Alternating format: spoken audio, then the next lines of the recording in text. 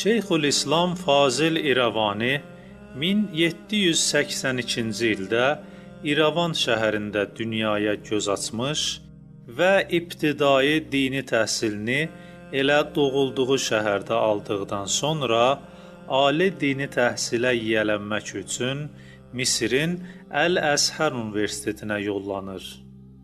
O, Misirin Qahirə şəhərində təhsilini müvəffəqiyyətlə başa vurduqdan sonra İrana gəlir.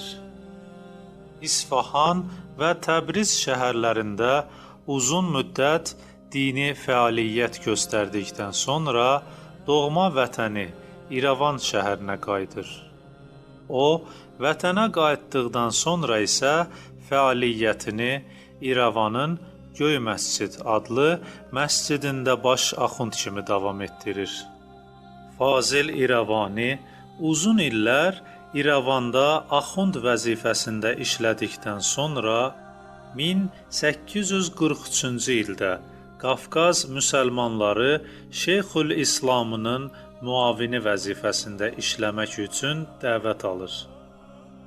İrəvani bu vəzifəyə təyin edildikdən sonra Qafqaz müsəlmanları idarəsinin fəaliyyətini xeyli genişləndirir.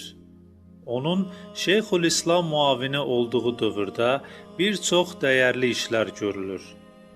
Onlardan şəriət məhkəmələrinin yaradılması, müsəlmanların hüquqlarının qorunması, molla və axundlara aylıq maaşların verilməsi, onlarla dövlət məmurları arasında hüquqi bərabərliyin təmin edilməsi, müctəhidin səlahiyyətində olan şəriət qanunlarının həyata keçirilməsi və həmin səlahiyyətin Şeyxülislama həvalə olunması və sair göstərmək olar. Fazil İrəvani 3 il Şeyxülislam müavini vəzifəsini müvəffəqiyyətlə icra etdikdən sonra Qafqazın Şeyxülislamı vəzifəsinə layiq görülür. Bu vəzifəni 1846-cı ildə Şeyxülislam Hüseynzadə istefa verdikdən sonra ona həvalə edirlər. O, bu vəzifənin də öhdəsindən ləyaqətlə gəlir.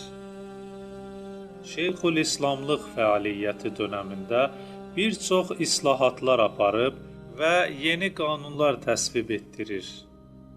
Onlardan idarənin fəaliyyətinə prokuror nəzarətinin ləğv edilməsini, şəxslərin yüksək ruhani vəzifələrinə Qafqaz müsəlmanları idarəsi tərəfindən təyin edilməsini, nikah və boşanmaların səlahiyyətini mollalıq iddiası edənlərdən alıb, daha savadlı molla və axundlara həvalə edilməsini, qazıların səlahiyyətinin artırılmasını, dini təhsil ocaqlarının açılması və onların idarə edilməsinin Qafqaz müsəlmanları idarəsinə həvalə olunmasını, savadlı ruhaniləri sınaqlar keçirərək tanıtdırıb və onlara dini titulların verilməsini, azyaşlılar üçün qəyyumluğun təyin olunmasını və sairi göstərmək olar.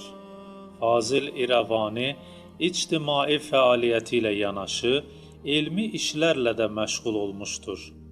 O, 1843-cü ilə qədər xüsusilə də İsfahan və Təbriz şəhərlərində dini fəaliyyət göstərdiyi dövrdə bədii yaradıcılıqla da məşğul olmuşdur. Onun 1812-ci ildə Sankt-Peterburqda eyni vaxtda 2 kitabının çap olunduğu da göstərilir. Başqa əsərlərinə gəldikdə isə Qızıl Gül və Bülbül haqqında əxlaqi romanını, Paçlıq kitabını, Beyzavi təfsirinə haşiyyəsini, İctihad və Təqlid əsərini, Üsulül Fiqh kitabını, Şeyx Mürtəza Ənsarinin Məkasib və Rəsail kitablarına yazdığı haşiyyəsini, İstishab və sair əsərlərini nümunə göstərə bilərik. Fazil İrəvani uzun illər İslam və müsəlman dünyasına əvəzsiz xidmətlərindən sonra 1885-ci ildə 103 yaşında İrəvanda dünyasını dəyişmişdir. Ölümündən sonra Şeyxülislam Fazil İrəvaninin xatirəsini əbədiləşdirmək məqsədi ilə İrəvandakı Şeyxülislam məhəlləsi və Karvansarayı uzun illər onun adını daşımışdır.